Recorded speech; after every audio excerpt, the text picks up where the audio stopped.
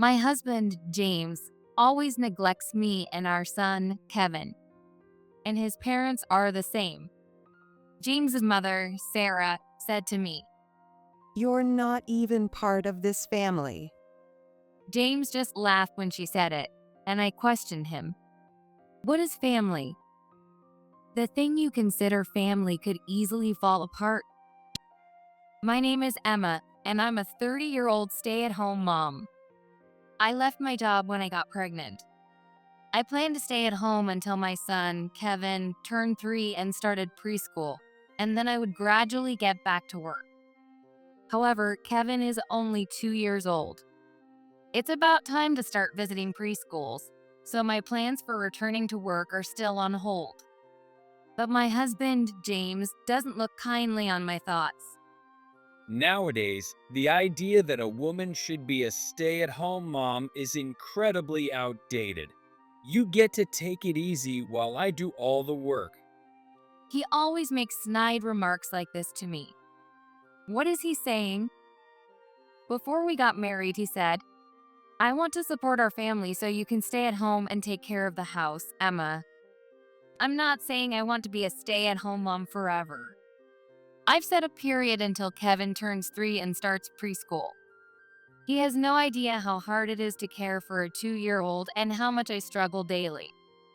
I can't understand where he gets off saying I have it easy. James and I always have parallel opinions that never intersect. As a result, our relationship is strained. James suddenly changed his mind and told me to work because he was unhappy with his reduced allowance. If his income had stayed the same, there wouldn't have been an issue. But unfortunately, after Kevin was born, his company's business took a downturn.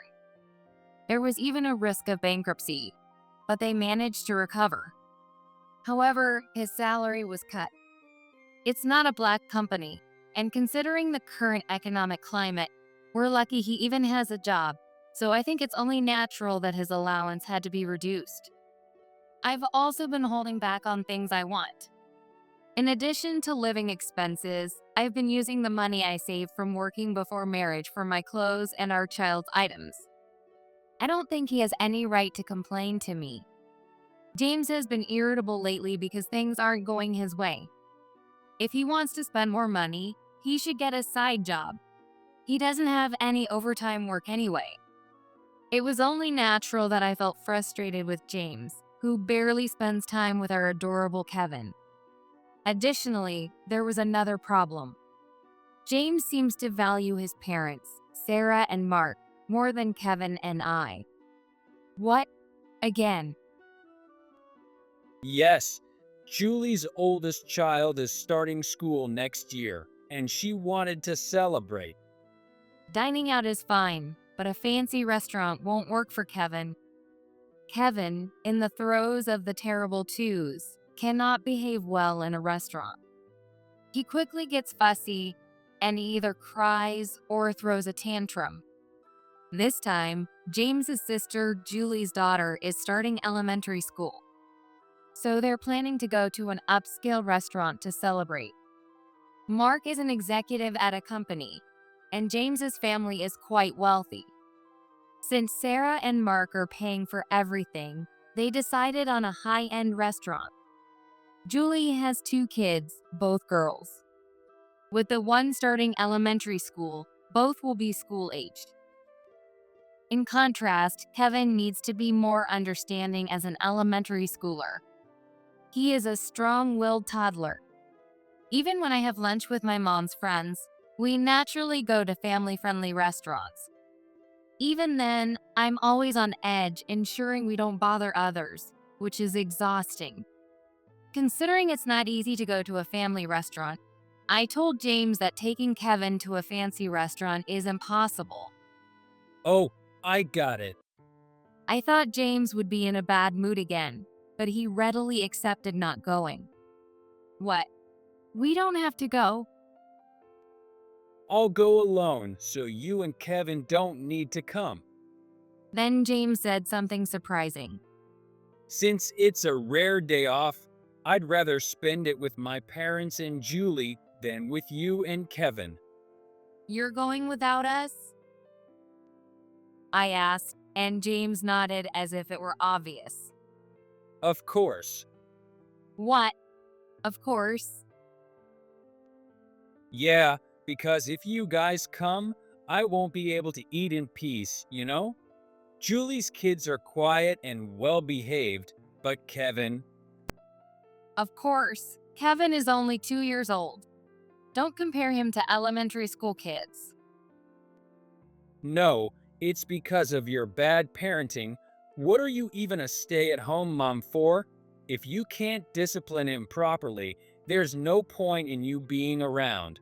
I bet you chose to be a stay at home mom just to take it easy. I was so shocked I couldn't speak. Have you ever spent a whole day alone with Kevin? No, so don't act like you know everything. I don't need to. Kids will listen if you just lay down the law. You're too lenient. What? I couldn't stand James acting all high and mighty when he didn't do anything. Naturally, things became tense with James. And just like that, James left humming a tune, heading off to the family gathering without Kevin and me.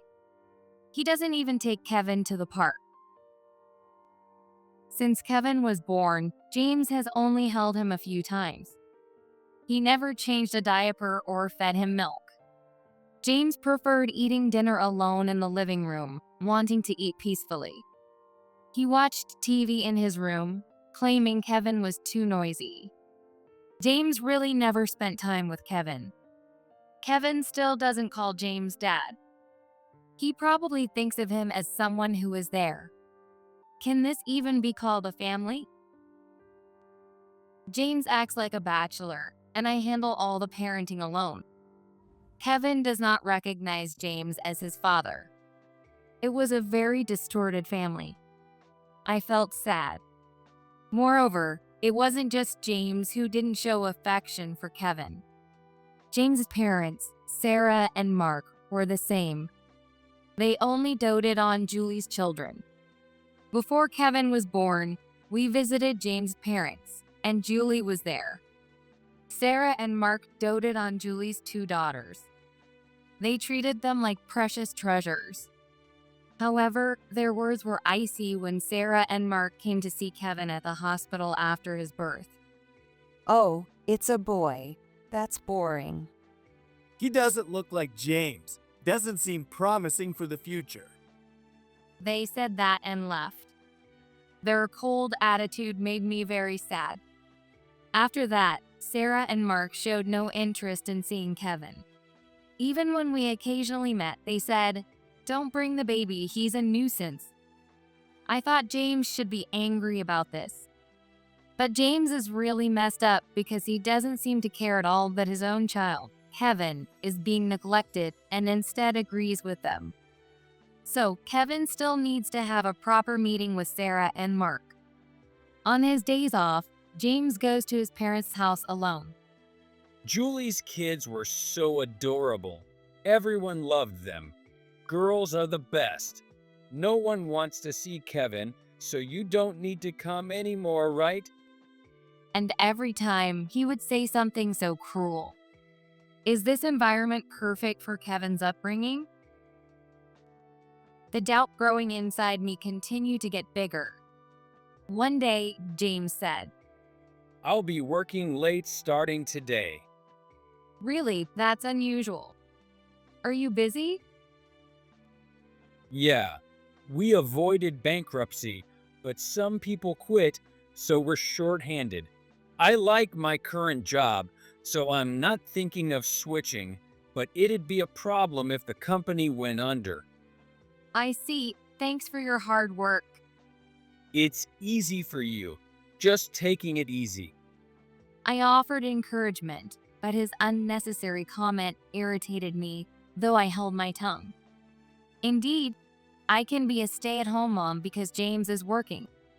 For that, I should be grateful. Though working late must be tough, James doesn't do anything at home or spend time with Kevin, so it's easier for me when he's not around. Still, since he was working hard, I decided to cook James' favorite meals for dinner. I wanted to make sure he felt good about going to work. But right from the first day of overtime, my plans fell through. Hi. Hi, how was your day? Wait, you smell like alcohol. Were you drinking? I thought you had overtime. Oh, overtime was canceled, so I went out for drinks. What? Second day of overtime. You smell like alcohol again. Even for overtime, you're coming home too late. I ran into an old friend after work, so we had a few drinks. At least let me know. Third day of overtime. Do you know what time it is? Well, around 1 a.m.? This isn't overtime, is it? Nothing beats a beer after work. This continued every day for a month until he finally stayed out overnight without telling me. Could he have gone to his parents' house? I thought about it and called Sarah, but she said he wasn't there. James used to go out drinking and stay out all night when he was single. He must be stressed from work, so let him do what he wants. It wasn't enjoyable for Sarah to say this to me, but being lenient with James was nothing new. Sarah added the final blow. You are such a cold wife. The night after James stayed out without permission, he came home after work. But he was so exhausted that he went to bed without talking to me or even looking at Kevin. The next day, a day off, he went out in the morning, saying he had recovered, spent the day with friends, came back late at night, and immediately went to bed. What is this? What is a family? I kept asking myself repeatedly about James, who not only couldn't shake off his single life, but seemed to embrace it even more. What is a family? My question has yet to reach James. Looking at Kevin sleeping peacefully, I realized I needed to have a severe talk with James. Kevin was always a handful as a toddler, but still adorable. I'm genuinely happy to see his steady growth. Yet, James doesn't see any of it and doesn't even try to. But he always praises Julie's kids. Girls are great. Unlike Kevin, Julie's kids are well behaved. It's a shame Kevin takes after you, Emma, but Julie's kids look like our family and are so cute. James started saying things like this to me and Kevin. I couldn't understand James. What is he thinking? Who are the critical people in his life? I wondered. Maybe I should ask him, hey, who is important to you? But I knew it was pointless to ask, because I already knew what James would say. His answer would undoubtedly be his parents, Julie, and Julie's kids. That's not a guess, it's a certainty. What is a family? I asked the question that I had asked countless times before. Family? You're not family. The answer to my question was given immediately. One day, as I pondered our family's state, I overheard James talking to Sarah on the phone. Sarah's voice was loud, and I could hear everything she said. Apparently, there is talk of another dinner party. Kevin is too young and would be a nuisance, so I'm the only one who can attend. I could leave Kevin with Emma's parents and bring her along, but That's what James said, and Sarah replied. Emma isn't family, so she doesn't need to attend. James, you should come alone this time too. Then Sarah hung up. Looking very pleased, James put down the phone and turned to me. we're having a birthday party for my parents soon. I see. How can you smile like that? Kevin can't come, so you and Kevin will stay home. I see. How can you be okay with them saying I'm not family? I can't wait. Julie's kids have probably grown even cuter. How can you look more excited to see them than spend time with Kevin and me? Hey, what is a family?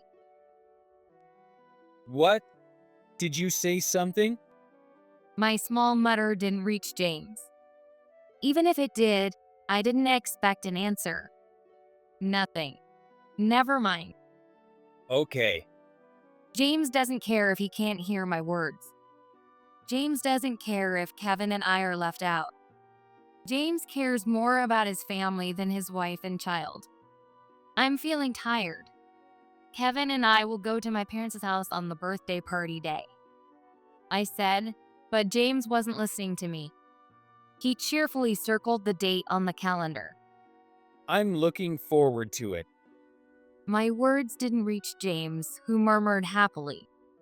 On the day of Sarah and Mark's birthday party, James left early in the morning without speaking to Kevin or me. After seeing him off without any emotion, I got ready too. Kevin, shall we go to Grandpa and Grandma's house? Yeah. Kevin's innocent joy was adorable and precious to me. No matter how demanding he is, I always want to do things that make Kevin happy. I want to take him to various places and spend as much time together as possible. Does James not have these feelings at all? When I arrived at my parents' house, I told my mother everything I was thinking. She immediately responded, Of course not. Rather, do you believe that James has any desire to be with his wife and children? "No, I don't." Right? Feeling uncomfortable because my mother hit the nail on the head, I turned away. I watched as Kevin played happily with my dad. "You've redone the yard." When I returned home after a long time, I was surprised to find the previously cluttered yard, full of weeds and old flower pots, clean.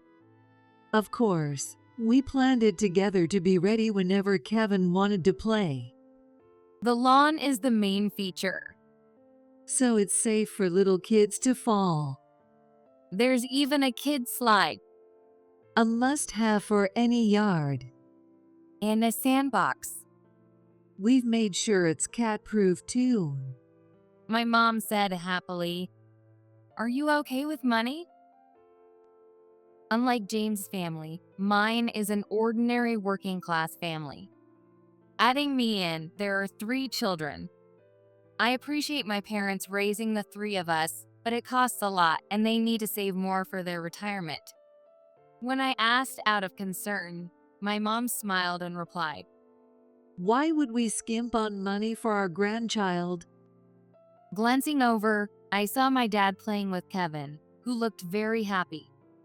Dad used to play with us like that when we were kids too.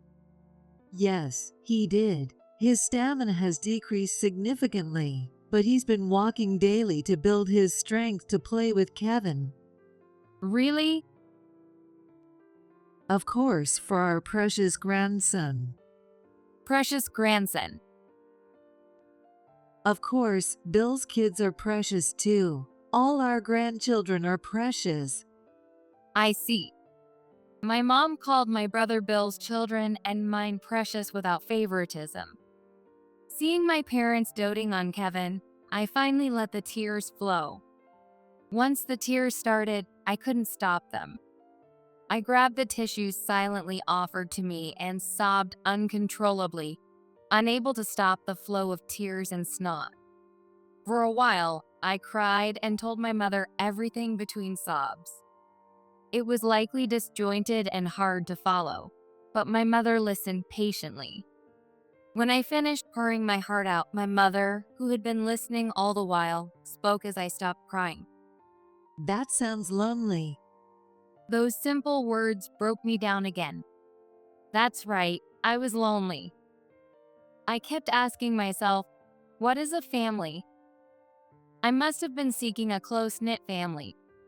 Many family forms exist, but ours can't be called a family. At the very least, James doesn't recognize Kevin and me as family. Is that okay with you? No, it's not. I answered immediately. So, what do you want to do? I couldn't answer right away and fell silent. Well, you know. As I stayed silent, my mother looked up at the ceiling and said, It's all about how you look at it, right? "How do you look at it?" Yes, exactly. Since James does whatever he wants, you can come to our house like this, right? Well, that's true, but that's also because Kevin has grown up. I couldn't have taken a 1-hour train ride to my parents' house when Kevin was a baby. It would have been impossible for me alone. But now that he's older, it's different. Seeing my mother smiling, I felt like a weight had been lifted off my shoulders. You're right. I can go out freely. See, it's much better than having a controlling husband. That's true. However, I still felt that things couldn't stay as they were. If only I could see James as just a wallet. Well, that's not really possible. So the conclusion was clear. I guess it's divorce then. Honestly, my feelings for James have completely cooled. Neither James nor his family would likely oppose the divorce. After all, they don't see us as family. The same goes for Kevin. James and his parents don't show any affection for Kevin. There's no reason they would oppose the divorce. All right, I'm getting a divorce, I declared with a bright smile, and my mother responded similarly. Just as we laughed, my dad and Kevin returned from the yard. Oh, I'm tired. I'm all muddy. I'm going to take a bath. Grandpa, bath? Yes, a bath. We'll have lots of bubbles. Yeah, bubbles. They seemed like a parent and child. After I saw them off to the bathroom, I turned back to my mother. Now, let's start working towards the divorce. Oh, about that. What? As I thought about where to start, my mother handed me a large envelope. I ended up staying at my parents' house for a week. During that time, I didn't hear a single word from James. It meant that to him, Kevin and I were just that insignificant. So I had no regrets. I began moving forward with the divorce. Here you go. Returning home for the first time, I handed James a completed divorce form. What? What's this? You can read. It's a divorce form. You think you can live without me? Living with you isn't really living. I'll manage much better without you. Contrary to my expectations, James seemed quite flustered. Wait, why a divorce? Why? After treating Kevin and me like we don't matter, you're asking why. What's the point of staying together as a family? There is a point. James slammed the table and yelled. Like what? You'll start working once Kevin turns 3, right? I plan to, but with the divorce, I'll have to start earlier. What the hell? If you can work, why haven't you been working all this time? I'm not naive enough to think I can stay a housewife after a divorce. But I wanted to be one because your income was supposed to support us. You barely give us enough for living expenses, and I've been using my savings from before Kevin was born. That's not right. Still, my income is better than nothing, right? Income. Okay. But it would be helpful if it were reliable. What? James was at a loss for words at my remark. You can't count on the income of someone unemployed. What? How did you? I was angry at myself for not realizing it sooner. Yes, James's company had gone bankrupt long ago, and he had been unemployed. James could hide it because he continued to give me the same amount of money for living expenses. even though it was only a tiny amount. James often went out drinking and having fun, so I thought he had a regular income. But I was wrong. You've been getting an allowance from your parents, haven't you? Why do you know that? Well, it was easy to find out. You investigated? Yes. While my father's company doesn't deal directly with yours, I heard about your company's bankruptcy through another connection. Your father? But you never mentioned it to me, and I never heard about you getting another job. I got worried and did some digging, even though it felt intrusive. Like your parents, mine also care about me. You've got to be kidding. The report from my mother had a lot of information. But the biggest issue wasn't just the unemployment. You've been giving me part of the allowance you got from Mark for living expenses. But you won't be getting that allowance anymore. What? Why not? Because Mark's company went bankrupt too. What? I haven't heard anything about that. I suppose Mark's pride wouldn't allow him to admit it. Given his age, finding another job will be easy. Plus, with you constantly taking from him, I wonder if he can manage with his savings. No, that can't be. James looked incredulous as I showed him the investigation report. His face contorted as he read it. When I called your parents' house and asked, they yelled at me, "It's none of your business." But I guess that makes sense since I'm not family. You called them? Yeah. And Sarah, she's something else. She told me, if you're the wife, you should get a job and send us money. She doesn't want me as a family, but she wants my money? What a joke. This isn't funny. James shouted, his face turning red. What are we going to do now? Well, unlike Mark, you're still in your 30s. There are plenty of jobs out there. Stop relying on your parents. James turned pale. Then you should work. Nowadays, it's common for the wife to work and the husband to stay home. Can you even handle housework and childcare? You've never changed a diaper. That's easy. So, you go earn the money. James had grown to despise working. Living off the unearned income from his parents must have been really enjoyable for him.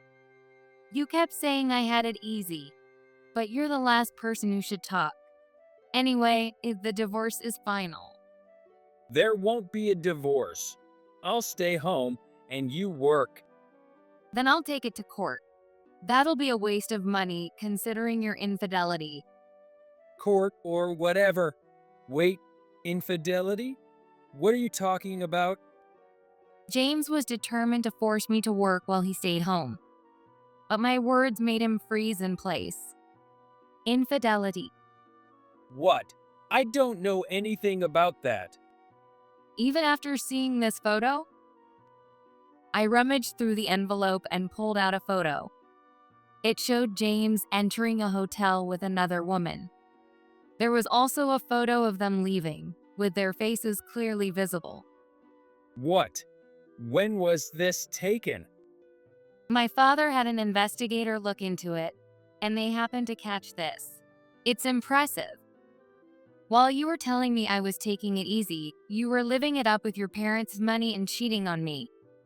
James turned pale, his mouth opening and closing like a fish out of water. I flashed him my best smile. So, it's agreeing to the divorce negotiations in your best interest. Of course, I'll ask for alimony and child support, but it'll be less expensive than going to court. Alimony, child support. James muttered in a daze, his shoulders slumping. At that moment, Mommy, I need to go potty.